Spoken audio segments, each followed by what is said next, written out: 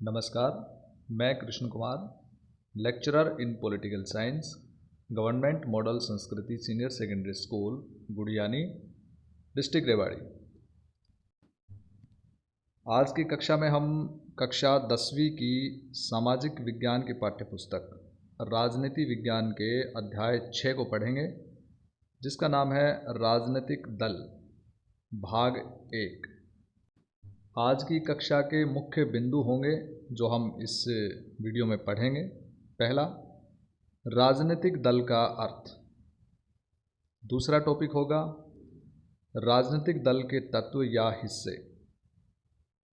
तीसरा टॉपिक हम पढ़ेंगे राजनीतिक दल की ज़रूरत, और फिर उसके पश्चात राजनीतिक दल के कार्यों के बारे में पढ़ेंगे, और अंत में पढ़ेंगे दलीय व्यवस्था के बारे में, यानी कि दलीय प्रणाली के बारे में।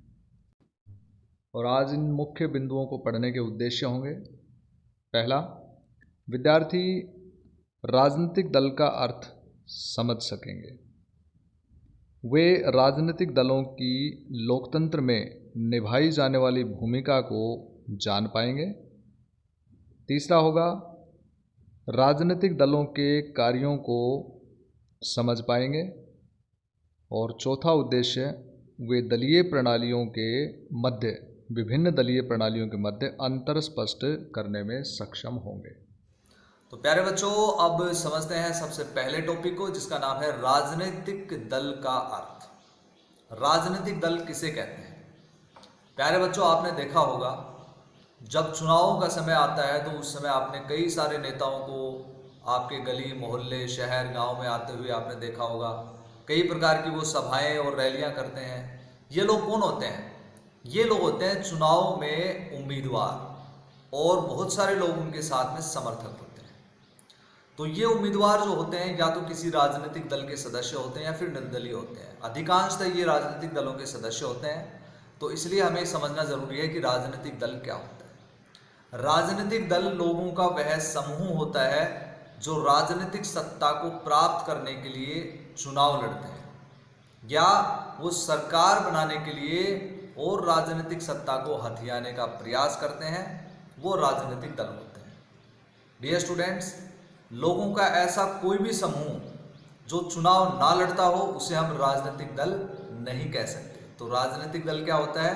लोगों का वह समूह होता है जो चुनाव लड़ने के लिए इकट्ठा होते हैं, समान उद्देश्यों के साथ इकट्ठा होते हैं, और उनकी नीति और निर्माण जो नीतियाँ और कार्यक्रम जो होते हैं वो भी एक जैसे होते हैं, और उनके उद्देश्य भी एक जैसे होते हैं, और वो राजनीतिक सत्ता प्राप्त करने का प्रयत्न करते रहते हैं और सरकार बनाने का भी प्रयत्न करते रहते हैं। दूसरा टॉपिक है राजनीतिक दल के तत्व या हिस्से। तो प्यारे बच्चों, इसके 3 तत्व होते हैं।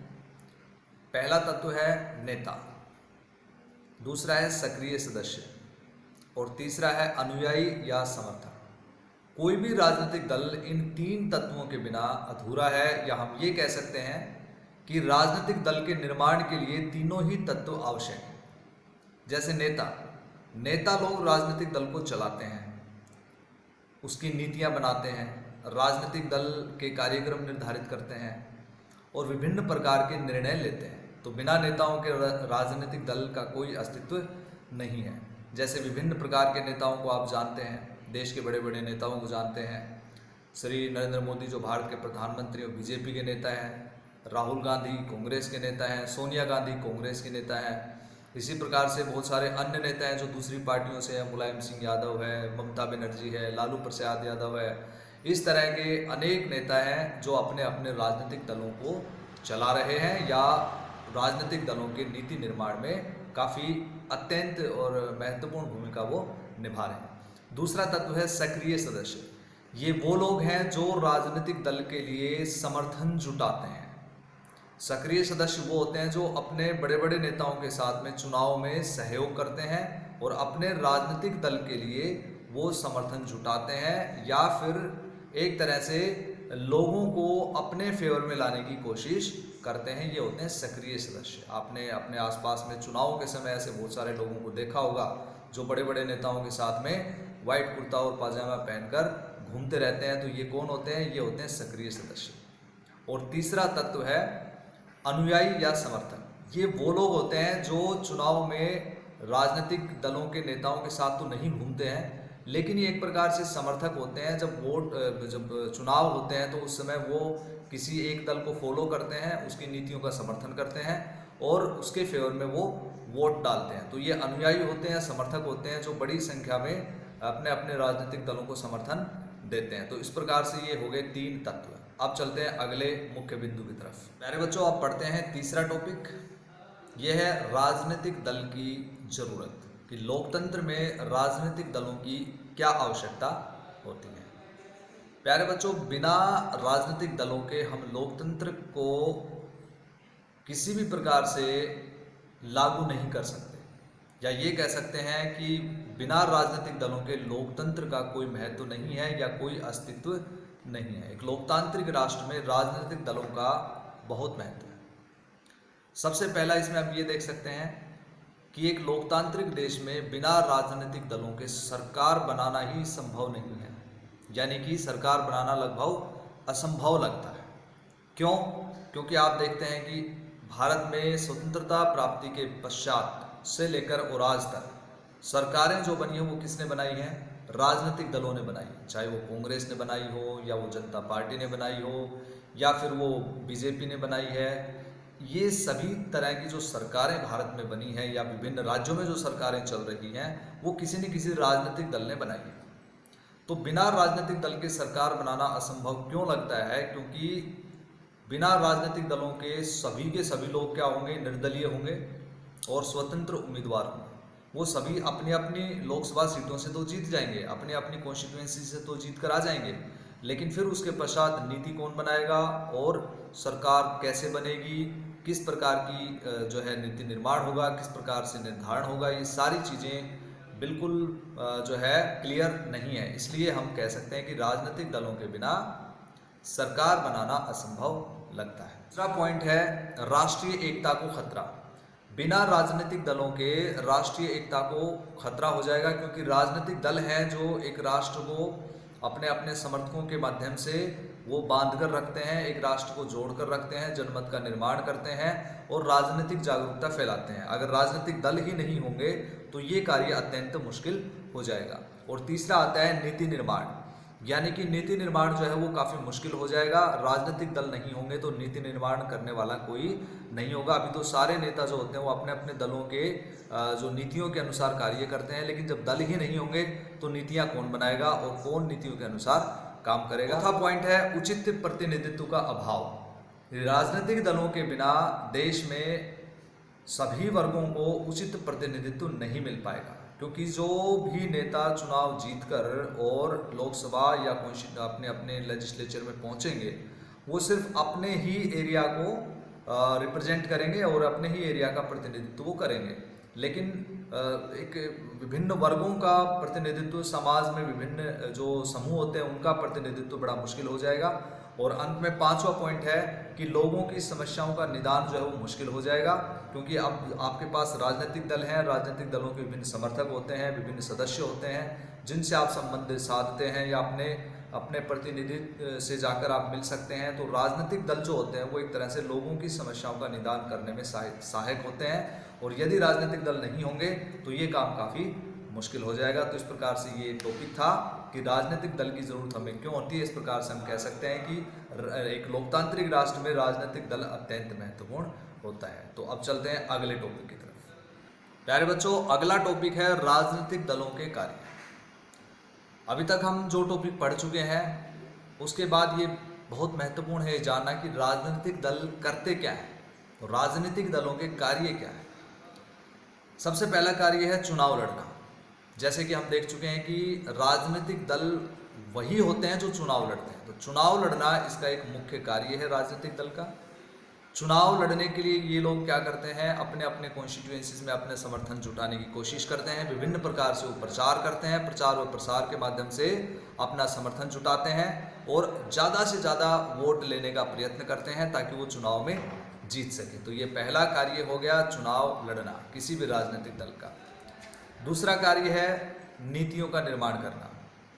राजनीतिक दल क्या होते हैं, अपने दल में नीति और कार्यक्रम का निर्धारण करते हैं। वो इस प्रकार की नीतियां बनाते हैं, इस प्रकार के कार्यक्रम बनाते हैं जिनके माध्यम से वो लोगों में समर्थन जुटा सकें या ज़्यादा से ज़्यादा लोगों का अपने अपने पक्ष में वो समर्थन जुटा सकें और अपने पक्ष में उन लोगों को कर सकें ताकि वो चुनाव जीतने में उनको काफ़ी आसानी हो। तो ये होता है नीतियाँ और कार्यक्रम का निर्धारण करना। तीसरा कार्य है सरकार बनाना।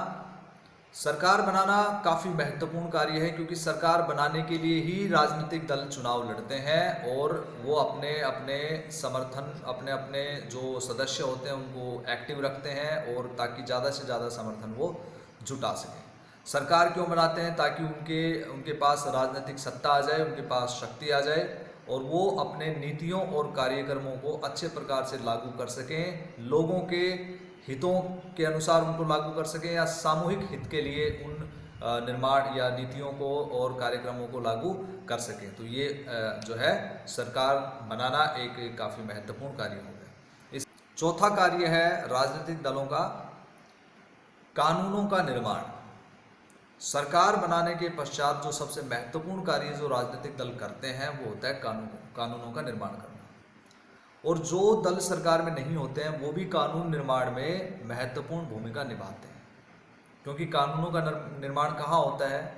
विधायिका में होता है, विधान पालिका में होता है। यानी कि भारत के लिए कानूनों का निर्माण संसद में होता है। तो संसद में वो एमपी भी बैठते हैं जो राजनीतिक दल जिसने सरकार बना रखी उसके सदस्य होते हैं। वो भी होते हैं जो विपक्षी दलों से होते हैं या दूसरे दलों से होते हैं जो सरकार में नहीं होते हैं। तो सभी लोग मिलकर, सभी नेता लोग मिलकर और सभी राजनीतिक दल मिलकर कानूनों का निर्माण करते हैं और ये इसका अगला कार्य है।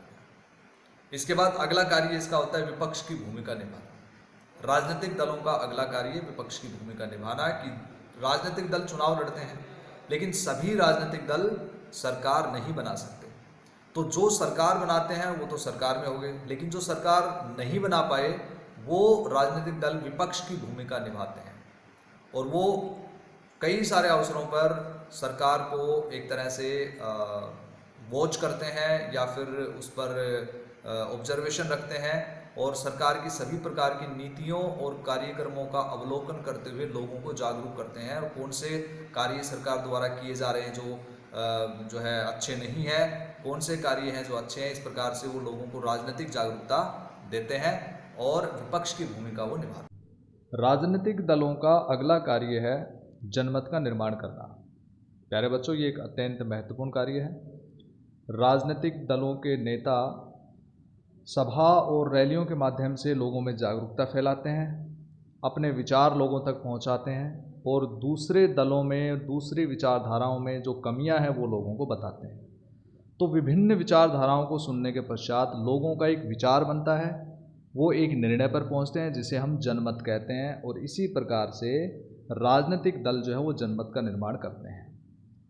आपने टीवी पर विभिन्न राजनीतिक दलों के नेताओं को विभिन्न मुद्दों पर बहस करते हुए सुना होगा, वाद विवाद करते हुए सुना होगा। तो सभी नेताओं के विचारों को सुनने के बाद हम एक निर्णय पर पहुंचते हैं और उस निर्णय को ही हम अपना विचार बना लेते हैं जिसके आधार पर जनमत का निर्माण होता है। तो इस प्रकार से राजनीतिक दलों का एक महत्वपूर्ण कार्य है जनमत का निर्माण करना। प्यारे बच्चों, सभी कार्यों को समझने के बाद कि राजनीतिक दलों के क्या कार्य होते हैं, अभी देखते हैं इन 3 पिक्चर्स को। राजनीतिक दलों की गतिविधियां दर्शाने वाली ये तस्वीरें हैं। आपको इनका वर्गीकरण करना है और ऊपर बताई गई सभी गतिविधियों से संबंधित अपने इलाके की कोई तस्वीर या खबर की कतरन भी आपको ढूंढनी है। ये काम आप बड़ी आसानी से कर सकते हैं। पहले इनका वर्गीकरण देखते हैं। सबसे पहले जो आप ये पिक्चर देख रहे हैं, ये वाली पिक्चर, इसमें दिखाया गया है भाजपा महिला मोर्चा की कार्यकर्ता प्याज और रसोई गैस की कीमतें बढ़ने के विरोध में प्रदर्शन करती हुई। तो इसको आप किस कैटेगरी में ले सकते हैं? ये विपक्षी दल की भूमिका आपको यहाँ पे पता लगेगा, क्योंकि ये उस समय की तस्वीर है जब भारतीय जनता पार्टी विपक्षी पार्टी थी और उसकी जो महिला मोर्चा विंग है उसने इस सरकार के खिलाफ जो प्याज और रसोई गैस की जो कीमतें बढ़ी उसके विरोध में ये प्रदर्शन किया। तो यहाँ पे ये पहली तस्वीर है। हम इस वर्गीकरण में ले सकते हैं विपक्ष की भूमिका, या फिर लोगों की मांगों को सपोर्ट करना, लोगों की समस्याओं की तरफ सरकार का ध्यान दिलाना, ये इस कैटेगरी में आप इसको ले सकते हैं। इसके पश्चात चलते हैं दूसरी पिक्चर जो आपको दिखाई दे रही है, ये वाली, दिस वन। इसमें दिखाया गया है इस पिक्चर में कि जहरीली शराब पीने से मरे व्यक्तियों के परिवारों को 1 लाख रुपए का चेक देते मंत्री। तो मंत्री जो है वो सरकार में होते हैं, क्योंकि मंत्री राजनीतिक दल के सदस्य होते हैं और राजनीतिक दल ही सरकार बनाते हैं। तो यहाँ ये राजनीतिक दल के कार्य में ही आ गया कि लोगों की सहायता करना या विभिन्न प्रकार के जो स्थितियाँ हैं उनमें लोगों की सहायता करना, आर्थिक सहायता करना, ये सरकार की जिम्मेदारी होती है। तीसरी जो आप तस्वीर देख पा रहे हैं, ये कोरिया की कंपनी आई इंडिया में, पोस्को। उड़ीसा से लौह अयस्क निर्यात करने की अनुमति दे दी गई थी सरकार द्वारा, राज्य सरकार के द्वारा उड़ीसा में। यहाँ पे माकपा, भाकपा, मार्क्सवादी कम्युनिस्ट पार्टी, भारतीय कम्युनिस्ट पार्टी, ओजीपी और जद, जनता दल सेक्युलर के कार्यकर्ता हैं, ये सभी जुलूस निकाल रहे हैं, ये सरकार की नीतियों का विरोध कर रहे हैं। ठीक है, तो सरकार ने कोई विशेष नीति अपनाई और वो नीति गलत है, ये राजनीतिक दल ये बताने की कोशिश कर रहे हैं कि ये नीतियां गलत हैं और इनको वापस लिया जाए, और ये लोगों के पक्ष में नहीं है। तो एक तरह से ये लोगों के लिए ये जागरूकता अभियान हो गया, या लोगों को जागरूक बनाने के लिए सरकार की गलत नीतियों के खिलाफ ये रोड मार्च कर रहे हैं या जुलूस निकाल रहे हैं।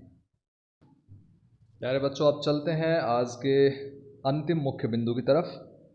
ये है दलीय व्यवस्था या दलीय प्रणाली, और दूसरे शब्दों में कहें तो कितने राजनीतिक दल होने चाहिए, ये आज का अंतिम बिंदु है। आप जानते हैं कि राजनीतिक दल एक लोकतांत्रिक व्यवस्था के लिए अत्यंत महत्वपूर्ण है, परंतु अब प्रश्न ये उठता है कि किसी भी लोकतांत्रिक व्यवस्था को ठीक प्रकार से चलाने के लिए कितने राजनीतिक दल आवश्यक हैं या कितने राजनीतिक दल होने चाहिए। यदि हम भारत की बात करें तो पिछले लोकसभा चुनावों में चुनाव आयोग के पास 800 से अधिक राजनीतिक दल पंजीकृत रहे। तो क्या ये सभी दल सरकार बनाने की स्थिति में होते हैं, या यूं कहें कि ये कड़ी टक्कर दे पाते हैं दूसरी पार्टियों को, बड़ी पार्टियों को? तो आप जवाब अच्छे से जानते हैं, क्योंकि कुछ ही राजनीतिक दल हैं जो शक्तिशाली हैं, कुछ ही राजनीतिक दल हैं जो सरकार बनाने की स्थिति में होते हैं। लेकिन फिर भी हम ये कहेंगे कि सभी राजनीतिक दलों का अपनी अपनी जगह पर महत्व है। इसी आधार पर कि देश में कितने राजनीतिक दल हैं, हम दलीय प्रणाली को समझ सकते हैं। मुख्य रूप से पूरे विश्व में 3 प्रकार की दलीय प्रणालियां पाई जाती हैं। ये इस प्रकार से हैं। सबसे पहले है एक दलीय प्रणाली। एक दलीय प्रणाली या यूनी पार्टी सिस्टम या सिंगल पार्टी सिस्टम वह प्रणाली होती है यदि किसी भी देश में एक ही राजनीतिक दल है और उसी का वर्चस्व है, तो उसे हम एक दलीय प्रणाली कहते हैं। जैसे चीन में और रूस में इस प्रकार की प्रणालियां पाई जाती हैं। वहाँ पे कम्युनिस्ट पार्टी है जिसका वर्चस्व है, वही अपने अलग अलग उम्मीदवार खड़ा करती है और सरकार उसी पार्टी की बनती है। तो इसको हम कहते हैं एक दलीय प्रणाली। दूसरा है द्विदलीय प्रणाली। यदि किसी देश में 2 दलों की प्रमुखता होती है या 2 ही दल वर्चस्व में रहते हैं, तो उसे हम द्विदलीय प्रणाली कहते हैं, और यही सरकार बनाने की स्थिति में होते हैं। जैसे ब्रिटेन में कंजर्वेटिव पार्टी और लेबर पार्टी, यूएसए या संयुक्त राज्य अमेरिका में ये व्यवस्था पाई जाती है, जहाँ पे डेमोक्रेटिक पार्टी और रिपब्लिकन पार्टी, ये 2 राजनीतिक दल हैं। तो इस प्रकार से यदि देश में 2 राजनीतिक दलों की प्रमुखता होती है तो उसे हम द्विदलीय प्रणाली कहते हैं।